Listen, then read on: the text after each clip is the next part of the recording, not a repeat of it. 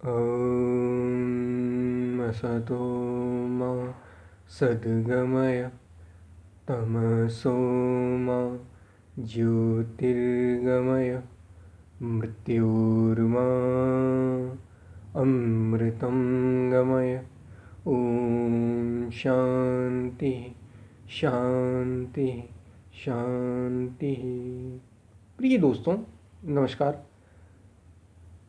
मन मरा ओ माया मरी, हंसा बेपरवाह, जाको कछु न चाहिए सोई सहन सा। मन मरा और माया मरी। मन के मरते ही, मन के मरने का मतलब क्या है?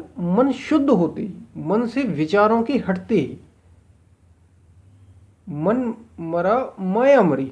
और जो ये माया है, जिसको माया कहा गया है शास्त्रों में, ग्रंथों में, महापुरुषों ने इसको बार बार माया कहा है और सचेत किया है हम सभी को। जैसे ही आपका मन मरेगा, मन का मतलब मन क्या है? विचारों का समूह, विचारों का इकट्ठा होना। विचार जो आपके थॉट्स है, थॉट प्रोसेस चलती तो रहती है लगातार, और ये कुछ ना कुछ बनाती रहती है। अगर आप इससे बाहर आ जाए तो माया मरी। मन मरा और माया मरी, हंसा बेपरवाह। हंसा किसको कहा गया? आपको, मुझे। जो भी अपने मन पर विजय पा लेगा, जो भी इन विचारों से बाहर आ जाएगा, वो हंस है। मन मरा माया मरी, हंसा बेपरवाह। फिर वो बेपरवाह हो जाता है, फिर चिंता नहीं रह जाती किसी बात की। अभी तो हमें रोज ही चिंता है, कल क्या होगा, हमने जो कल किया था उसका आगे चल के क्या होगा, कल क्या होने वाला है। हर चीज़ की तो चिंता है हमें। किसी को अपने विवाह की चिंता है, किसी को अपनी पढ़ाई की चिंता है, किसी को अपने कैरियर की चिंता है, किसी को अपने नाम की चिंता है, किसी को अपने प्रसिद्धि की चिंता है, किसी को धन एकत्रित करना है, किसी को बड़ा होना है। हर चीज़ की चिंता ही चिंता तो है। तो बेपरवाह हो जाता है, हंसा बेपरवाह। और जा को कछु न चाहिए, यहाँ बहुत ध्यान देने की बात। अब कुछ ना चाहिए का मतलब कैसे है? फिर जीवन चलेगा कैसे? कुछ ना चाहिए का मतलब है क्या? जाको कछु ना चाहिए सोई शहंशाह, वही शहंशाह जिसको अब कुछ नहीं चाहिए। आपने देखा महात्माओं को, महापुरुषों को, योगियों को,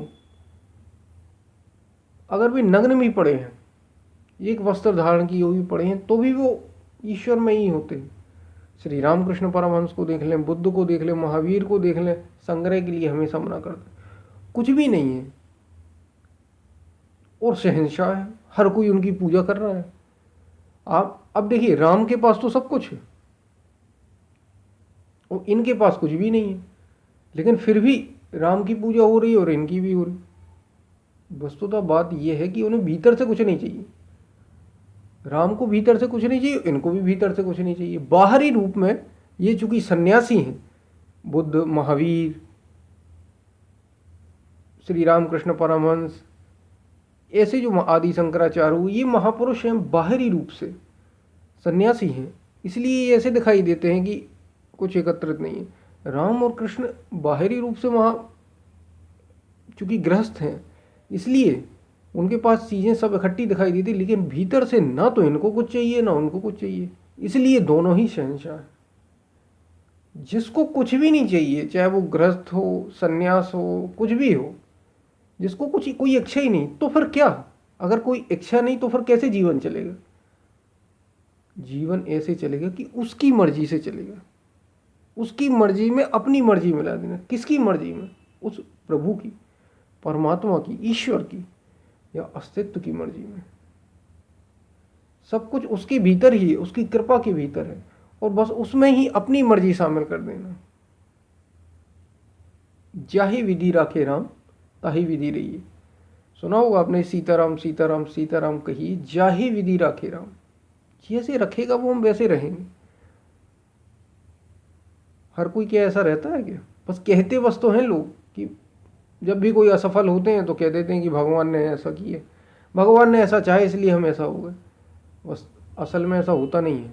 हर कोई जब असफल हो जाता है तब तो ऐसा कहता है, और जब सफल हो जाता है तो कहता है हमने ऐसा किया था। लेकिन अगर आप मान के ये एकदम सच्ची बात है, 100% सच्ची बात है। अगर आपने सब कुछ उसके ऊपर छोड़ दिया, अपनी तरफ से सारी इच्छाएं छोड़ दी और केवल जैसे वो रहे, जैसे वो रखे वैसे ही आप रहेंगे, अगर आप ऐसे जीने लगे तो आप वास्तव में शहंशाह हो, कोई कमी नहीं होगी। क्योंकि हृदय में जब भगवान आ जाते हैं, हृदय में जब वो प्रकट हो जाता है प्रभु, वो परमात्मा प्रकट हो जाता है, वो परम तत्व प्रकट हो जाता है, जब उसको आप खोज लेते हैं हृदय में, उसके अनुसार चलने लगते हैं, तो कोई कमी नहीं रह जाती किसी चीज़ की। अभी आप सब कुछ इकट्ठा करते तो भी एक कमी बनी रहती है। यही तो है जीवन। कितने भी बड़े से बड़े लोगों को आप देख लीजिए, जो ये वीडियो सुन रहे होंगे उनमें कई, हो सकता करोड़पति हो, कई लखपति हों, कई अरबपति हों, कई सामान्य व्यक्ति हों, सब प्रकार के लोग होंगे। जो भी हों, कितने भी पैसे वाले हों, एक ना एक कमी उनके पास बनी ही है, एक ना एक कमी। वो स्वास्थ्य के रूप में हो सकता है, परिवार के किसी सदस्य के रूप में हो सकता है, उनके स्वयं के भीतर कोई समस्या हो सकती है, कोई ना कोई समस्या बनी हुई है। क्यों? सब कुछ तो है आपके पास, फिर कमी किस बात की है? आप जितने भी लोगों से मिले, बड़े से बड़े पैसे वाले लोग भीतर से खोखले हैं, भीतर से कंगाल हैं, बाहर से भी ऐसे दिखते हैं, दिखाई देते हैं, भीतर से खाली हैं एकदम। और ये एक ना एक कमी बनी हुई है, एक ना एक परेशानी बनी है, वो पूरी नहीं हो पा रही। वो पूरी कब होगी? वो केवल तभी हो सकती है। और हर गरीब ये समझ रहा है कि धन में ही सुविधा है, धन आपके पास आ जाएगा तो सब कुछ हो जाएगा, हम सब कुछ, हम ये कर लेंगे, हम ये कर लेंगे, हम दान दे देंगे। वास्तव में ऐसा है नहीं,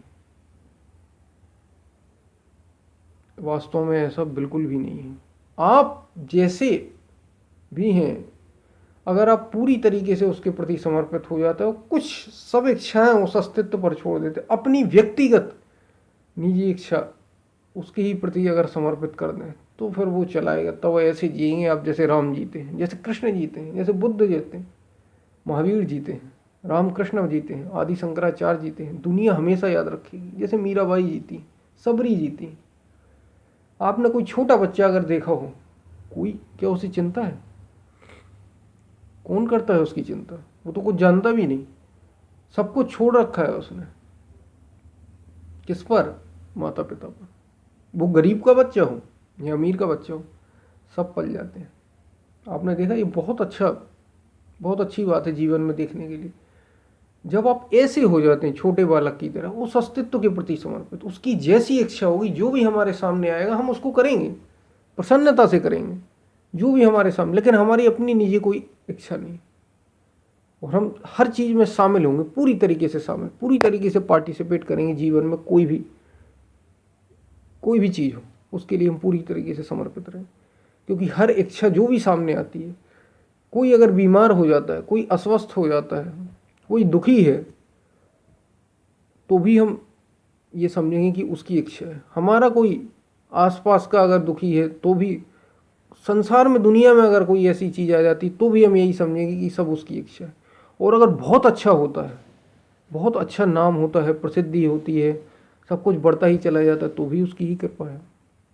सब कुछ वही है, उसकी ही इच्छा के तले। जब आप ऐसे समर्पित हो जाते हैं, तो जाको कछु ना चाहिए, बस वही शहंशाह है। वो एक बालक की तरह शहंशाह हो जाता है। क्यों? क्योंकि वो उसके भीतर, उसकी कृपा के भीतर है, उसने सब कुछ उसके प्रति समर्पित कर दिया। जब आप ऐसे होते हैं वास्तव में, तभी जीवन का आनंद है। नहीं तो आप चिंता करते रहिए, जीवन एक ना एक प्रगति आपको उलझाती चली जाएगी और कोई ना कोई कमी बनी रहेगी। अगर आप कितनी भी इकट्ठी कर लें चीज़ें, कुछ समय के लिए सुख होगा, बाकी फिर दुख।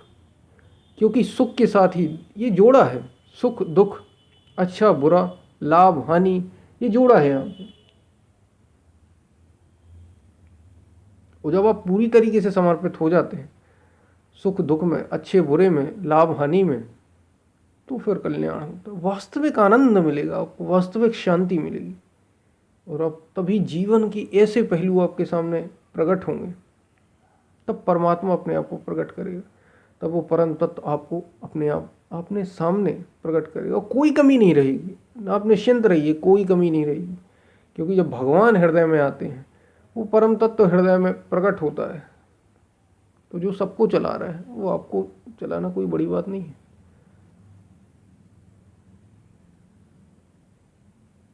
तो मन मरा माया मरी, हंसा बेपरवाह। ओ यही मोक्ष है। मोक्ष का मतलब क्या है? जैसा कि वीडियो में पहले ही आपको बताया गया, मन मरा और समझो मोक्ष ही हो गया। मोक्ष का मतलब क्या है? यही तो मोक्ष है। मोक्ष का मतलब क्या है? हमें अब कुछ नहीं चाहिए, हो गया मोक्ष।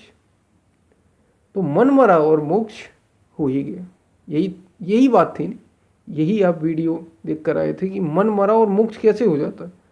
ऐसे हो जाता है क्योंकि आपकी अपनी कोई इच्छा ही नहीं। वो जिसकी कोई इच्छा नहीं उसका कोई बंधन नहीं।